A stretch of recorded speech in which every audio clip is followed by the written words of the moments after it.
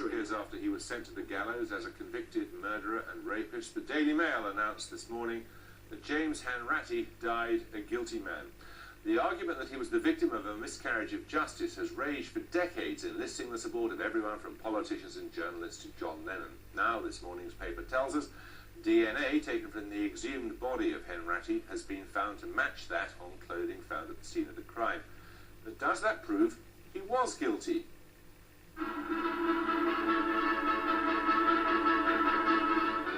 The A6 murder on the night of Tuesday, the 22nd of August, 1961, was one of the most appalling and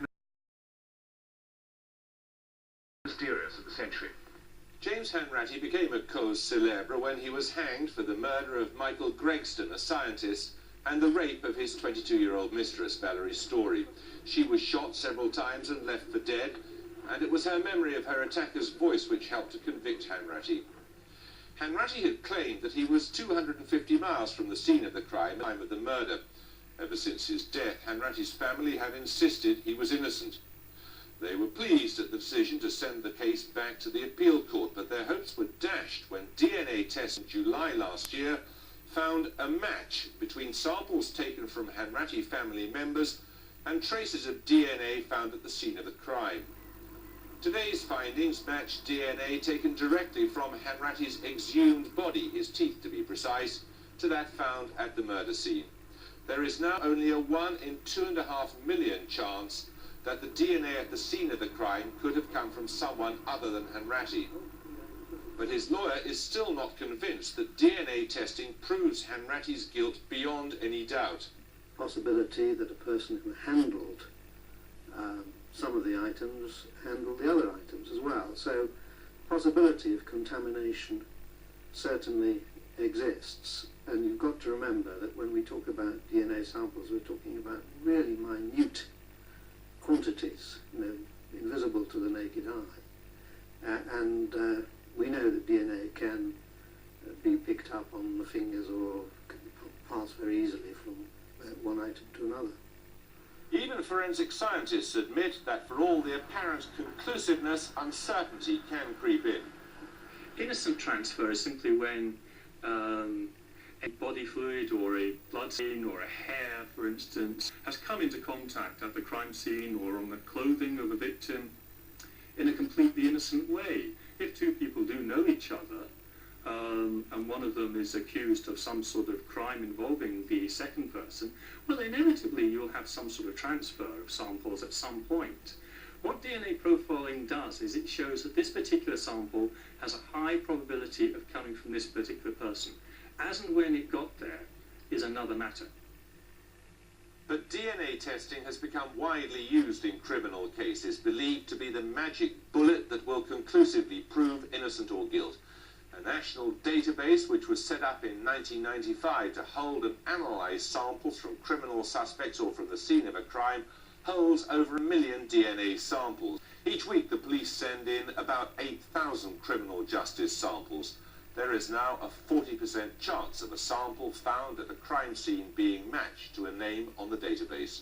I've been involved in a number of murder cases recently and sexual offences, if I can put it that way, and the DNA evidence has played a significant part in all of those, but what we try to ensure is that the jury concentrate on the other evidence and not just the match probability, which is given, as I say, in terms of billions very often.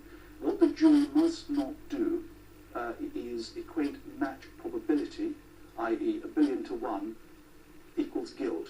They must go on to look at the DNA evidence and they must go on to look at other evidence in the case. There is already one case of a man suing police for damages after he was charged with a burglary he couldn't possibly have committed when DNA from blood found at the scene of the crime found a match. Raymond Easton, who has Parkinson's disease, had given a DNA sample to the police when he'd been cautioned by for hitting his daughter 3 years earlier. His DNA sample had matched on a 6-point test, and it was only when his solicitor demanded a more sophisticated 10-point test that the mistake was cleared up. Since then, the sophisticated 10-point test has become the only one to be used. One has to take a very cautious approach. It certainly would be wrong to convict somebody on the basis of DNA tests with no other evidence. For Hanratty's family, the hope that the DNA test would prove that he was wrongly hanged for a murder he didn't commit has proved hollow. But for others, DNA is the very thing they hope will stem any doubts in the future over the safety of convictions and prevent further miscarriages of justice. Well, with us in the studio now, Bob Woffinden, the author of Hanratty, The Final Verdict, and Kevin Morris, Superintendent Kevin Morris, who's president of the Superintendents Association. Well, Woffinden, this is not a fatal blow to your campaign, but it's a very serious blow, isn't it? Well, it doesn't undermine it in any way. I mean, obviously, I continue to believe absolutely firmly that Hanratty was innocent. Therefore, that means I naturally believe that something has gone wrong with the DNA tests. We don't yet know what can have gone wrong with them. But as Geoffrey Bindman has just said, there can have been contamination. I think the way you should look at a criminal investigation is that there should be lots of disparate pieces of evidence that can be brought together by forensic science evidence to be built into a coherent case. Now, if you have a situation where there is forensic science evidence but nothing at the centre, a vacuum at the centre, then you should get very worried because the recipe for an injustice is there. And in this case, I would argue that the evidence from the trial in 1962 has almost all been discredited. So what we're left is this anomaly that there is only the DNA evidence and virtually nothing else. But that seems to me irrational at the moment. Superintendent Morris, DNA does not prove that a particular individual committed a crime, does it? No, I think the point's been well made already, that it only leads to suggest that that person was involved, and a whole host of other evidence would have to be put forward. Sadly, I don't know enough about the Hanratty case. But the problem is that the way that this evidence is very often presented by the prosecution, a 1 in 50,000, a 1 in 2 million, a 1 in a billion chance, suggests very often to juries that it is the conclusive piece of evidence. I think it may well do. You'd have to take every case on its own merits. I mean, if somebody absolutely denied being in a certain place or being with somebody, then I think that would be pretty substantial evidence to help prove that that was not the case. Well, but if, as was said, if there's transference, then you can't always guarantee that that is, if it's not innocently transferred. Give us a brief example of how a sample might be contaminated by somebody's DNA with a perfectly benign explanation.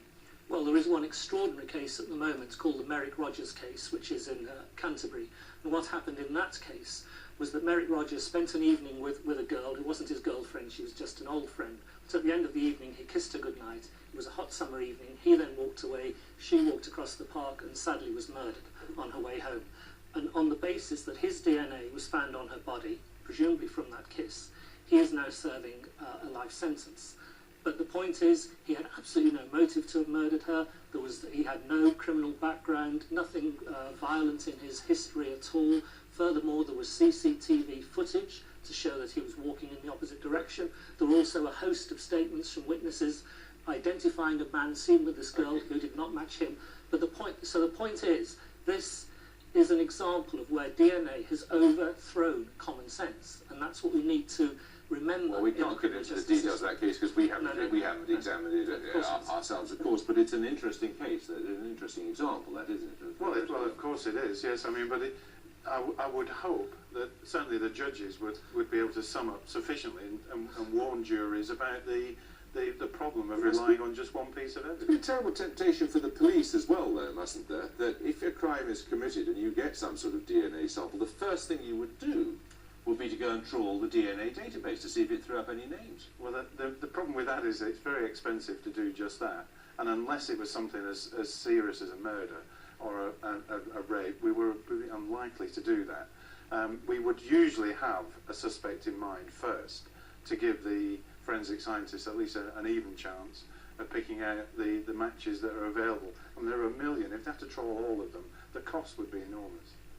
Bob Woffinden.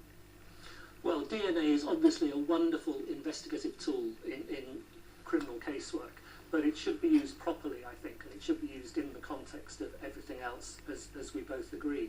You mentioned earlier that prosecution lawyers may use it erroneously in the courtroom. I'd say, in fact, that there's also a problem about the way defence lawyers often use it, because if DNA is presented by the prosecution, then defence lawyers too think, oh my God, he's guilty, and sort of throw their hands in. And so we've got a situation where most of the people involved in criminal trials, judges, lawyers, jurors, they're all genuflecting at the altar of d.n.a, and that shouldn't happen.